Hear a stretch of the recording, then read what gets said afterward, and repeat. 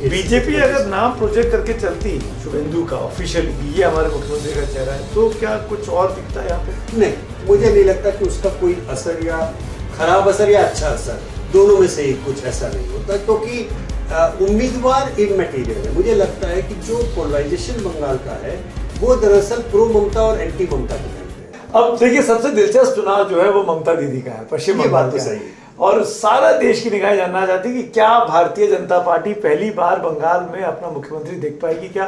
क्योंकि बिहार में होने वाला है, अगले एक आध 2-3 दिन में अनाउंसमेंट हो जाएगा। तो पड़ोसी राज्य बंगाल, क्या देख रहे हैं आप बंगाल में? बंगाल में नाराजगी, गुस्सा जायज है, बरकरार है, नीचे है। ये नहीं कहूंगा कि सरकार से नाराजगी नहीं है। 3 बार की मुख्यमंत्री है। हाँ, 3 बार की, लेकिन ममता बनर्जी से व्यक्तिगत नाराजगी नहीं है। अच्छा, ये एक बहुत बड़ी बात है। उनके पक्ष में अभी भी करीब 45% रॉक सॉलिड सपोर्ट है। देखिए, पश्चिम बंगाल की जो रेस है ना सुमित, वो 100 मीटर की ऐसी दौड़ है जिसमें ममता दीदी 30 मीटर पे खड़ी हुई है। 30% वहाँ का जो मुस्लिम वोटर है वो उनके साथ में आंख भींच करके बिल्कुल ताकत के साथ में खड़ा है। अब उसमें आप बाकी आईएसएफ और ये तमाम छोटे कबीर और तमाम खड़े कर और दीजिए, ये सब, तो वो आप मान के चलिए कि इंडिविजुअल सीटों पे 8-10 सीट पे शायद उसका इम्पैक्ट हो जाएगा। और मानिए कि ये लोग जीत भी जाते हैं, मैं एक फर्ज कीजिए, आईएसएफ जीत जाता है, ओवैसी साहब जीत जाते हैं, या कांग्रेस या लेफ्ट के मिला के 2-3-4 जीत जाते हैं, तो सरकार बनाने की कवायद में वो बीजेपी की सरकार बनवाएंगे क्या? ठीक है ना? तो उससे कोई फर्क नहीं पड़ना है। नहीं, अधीर रंजन चौधरी का विधानसभा लड़ना, मौसम नूर का आ जाना, ये वो भी उसी बेल्ट में, ये भी उसी में है, क्योंकि बेल्ट मुर्शिदाबाद मालदा की बेल्ट है। ये लोग इंडिविजुअल अपनी सीट निकाल सकते हैं। अच्छा, ठीक है ना? लेकिन इसका मतलब ये नहीं कि कांग्रेस का रिवाइवल हो रहा है या लेफ्ट का रिवाइवल हो रहा है। लेफ्ट की भी 2-3 सीटें हैं जादवपुर में और इधर उधर, लेकिन रिवाइवल नहीं हो रहा है। बीजेपी एक पोल बन गई है और वो 40% के आसपास का अपना जो खूंटा है वो पकड़ के बैठी है। पिछली बार भी करीब 38% वोट मिला था। 38%, 39%, ये लगातार उसने अपना मेंटेन किया है। ठीक है ना? अब यहां से बंगाल जीतने के लिए इस बार या अगली बार या अगली की अगली बार, सवाल ये नहीं है कि कब होना, वो होगा, क्योंकि बीजेपी उड़ीसा वाला खेल खेल रही है। उड़ीसा में भारतीय जनता पार्टी ने 15 साल का इंतजार किया। नवीन बाबू पे कोई हमला नहीं किया, केवल एक खूंटा पकड़ के बैठी रही। नवीन बाबू की पॉपुलैरिटी के बावजूद भी जब नीचे के लेवल पे बीजेपी की रैंक एंड फाइल से, बीजेडी के प्रशासन से, एमएलए से सबसे गुस्सा बढ़ा, तो लोकल कैंपेन के ऊपर बीजेपी ने चुनाव निकाल लिया। ठीक है ना? और बीजेपी और संघ ये असल में 20-30 साल लंबे गेम में इंतजार करने की पाचन क्षमता रखते हैं। ठीक है ना? भले ही कितने भी अधीर दिखाई दे कि नहीं हमें अभी जीतना है, ये भी जीतना है, लेकिन उनकी लॉन्ग टर्म प्लानिंग में वो इंतजार कर सकते हैं। सवाल ये नहीं है कि बीजेपी आएगी नहीं। जितना मुझे समझ में आता है, उस तरह के संगठन और उस तरह के मूवमेंट के साथ में कभी ना कभी उन्हें सत्ता में आना है। सवाल केवल ये है, इस चुनाव में आ रहे हैं या अगले के अगले। फिलहाल आंकड़े इस चुनाव में नहीं बता रहे हैं मुझे, क्योंकि जो आपकी परसेंटेज है, TMC 44%, BJP 40%, Congress 5%, left 4%, others के खाते में 7%।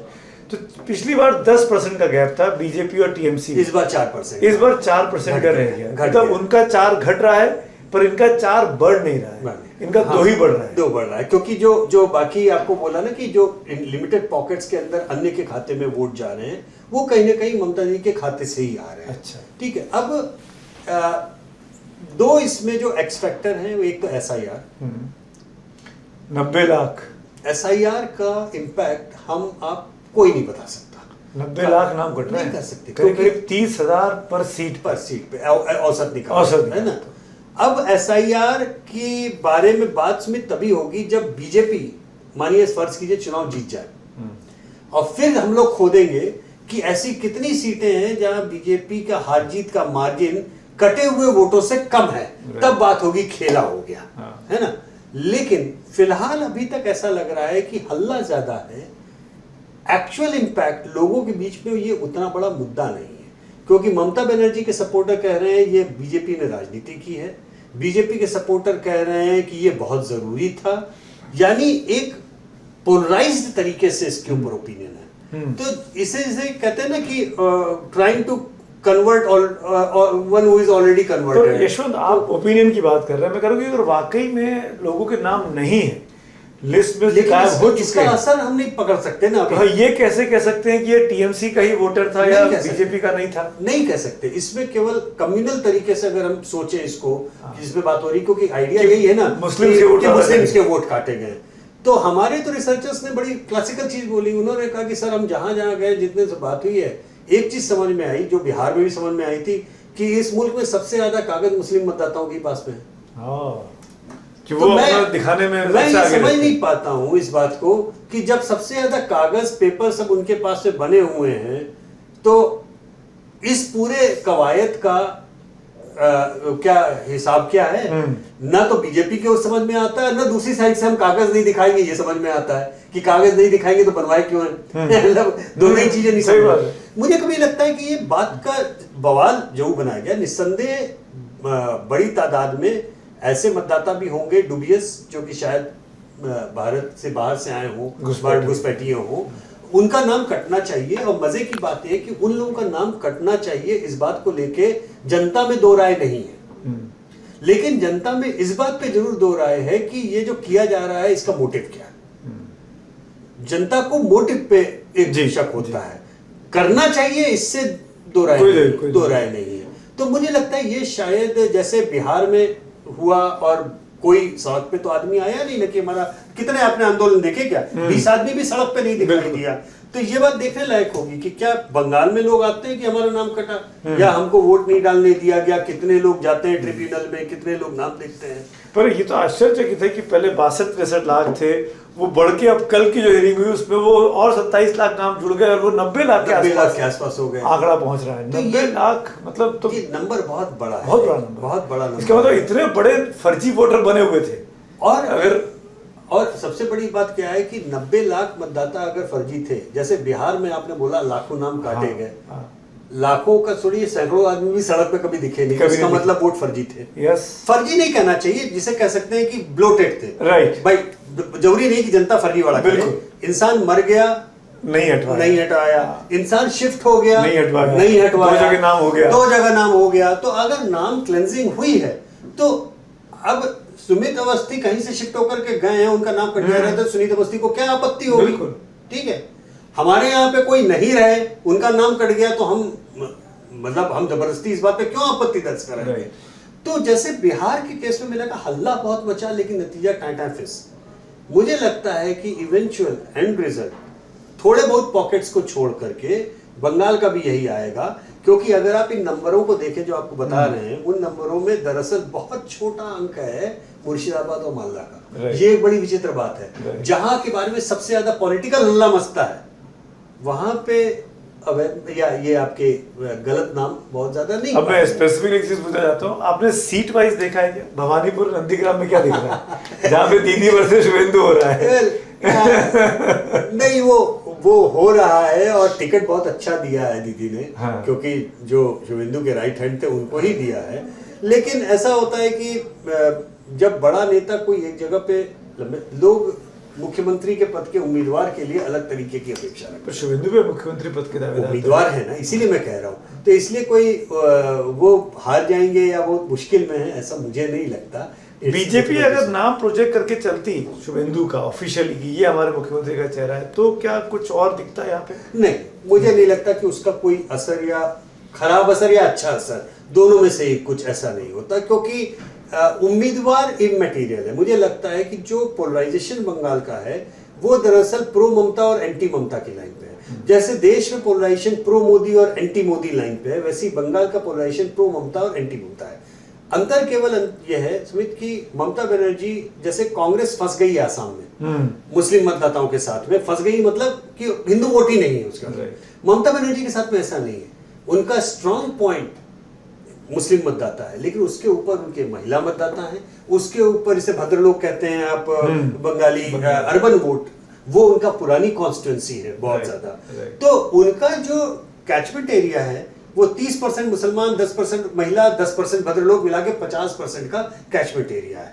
और एक एंटी ममता वोट का कैचमेंट एरिया जो है वो आप मान के चले कि 70% नॉन मुस्लिम वोट में, 40% बीजेपी के पास में है। ठीक है, तो ये ये एक तरह से अपने अपने कैचमेंट एरियाज है। अब इसमें वो ग्राफ 50 से घट के 45 कैसे आए और ये 40 से बढ़ के 45 कैसे जाए, ये एक रूटीन इनकम्बेंसी की ऑर्गेनिक इनकम्बेंसी में अब जो बीजेपी करने की कोशिश कर रही है वो इस ऑर्गेनिक प्रोसेस को इनऑर्गेनिक तरीके से करने की कोशिश कर रही है।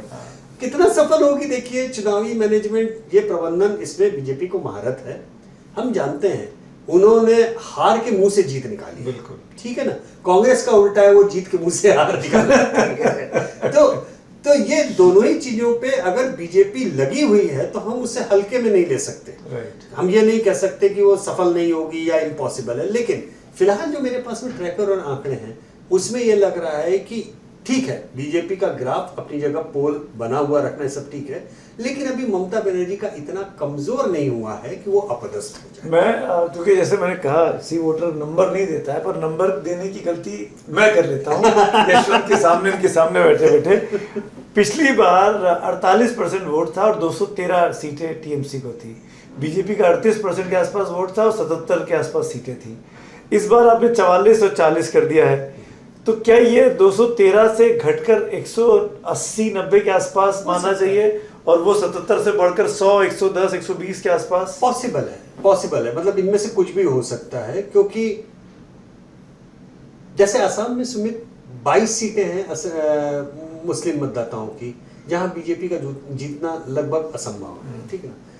कि बंगाल में ऐसा नहीं है, बंगाल में संख्या फैली हुई है, छितराई हुई है, और लगभग 90 सीटें ऐसी हैं जहां पे मुस्लिम मतदाता इंपॉर्टेंट भूमिका प्ले करते हैं। उन 90 में से ममता जी ने 87 जीत रखी थी, एक दो नहीं, ठीक है। और ये वो सीटें हैं जिनका पोलराइजेशन इफेक्ट बाकी सीटों पे नहीं पड़ रहा है। जैसे असम में क्या है, वो 22 सीटों का इंपैक्ट इतना ज्यादा है कि बची हुई 102 सीटें पूरी विरुद्ध में हो रही। यहाँ पे ऐसा नहीं है, तो आप एक तरह से कह सकते हैं कि वो 90 सीटों के ब्लॉक पे तो वो शुरू कर रही है, राइट, ठीक है। अब उनको 30% मुस्लिम वोट के बाद में उनको मेजॉरिटी ऑफ माइनॉरिटी वोट मिल रहा है, उनको अब मेजॉरिटी का माइनॉरिटी वोट चाहिए, राइट, ठीक है ना। तो वो उनका काम ज्यादा आसान है, अनलेस कि वो बहुत ही ज्यादा कुछ गड़बड़ करते जाएं उनके लोग, और करप्शन के केसेस जो फंस रहे हैं, या नीचे के लेवल पे जो लॉ एंड ऑर्डर का समस्या है, वो सब इतनी ज्यादा बढ़ जाए कि उनकी लोकप्रियता के बावजूद भी टीएमसी हार जाए। जैसे करप्शन बड़ा मुद्दा है बंगाल में, वो टीएमसी के दरवाजे तक पहुंचा है, लेकिन ममता बनर्जी के घर तक नहीं पहुंचा। तो ये मुद्दे जो हैं वो कितना इम्पैक्ट करेंगे, देखने वाली बात होगी। फिलहाल आज की तारीख में इतना कह सकते हैं कि ममता बनर्जी अभी भी आगे हैं और सत्ता में वापसी की उनकी दमदारी दो स्टेट हो गए। केरल में लेफ्ट जा सकता है, यूडीएफ आ सकता है, बंगाल में दीदी बनी रह सकती हैं, और बीजेपी के लिए अभी आज हम इसकी रिकॉर्डिंग कर रहे हैं 7 तारीख को, 7 अप्रैल को, तब तक बीजेपी नीचे और टीएमसी ऊपर है। टीएमसी के चांसेस ज्यादा हैं सरकार बनाने के। राजनीति में एक हफ्ता बहुत बड़ा होगा, 3 हफ्ता तो बहुत, ये तो बीजेपी है। अभी अमित शाह ने कहते हैं कि 15 दिन वहीं बैठूंगा इलाके में जाके, एग्जैक्टली। तो तब क्या होगा, इसलिए उसके ऊपर हम प्रश्न चिन्ह नहीं लगा सकते। भविष्य में क्या नहीं पता। खबरों की रणभूमि में यहां शोर नहीं, सोच लड़ती है, जहां शब्द नहीं, फैक्ट्स वार करते हैं, और हर सवाल खोलता है सच की नई परत।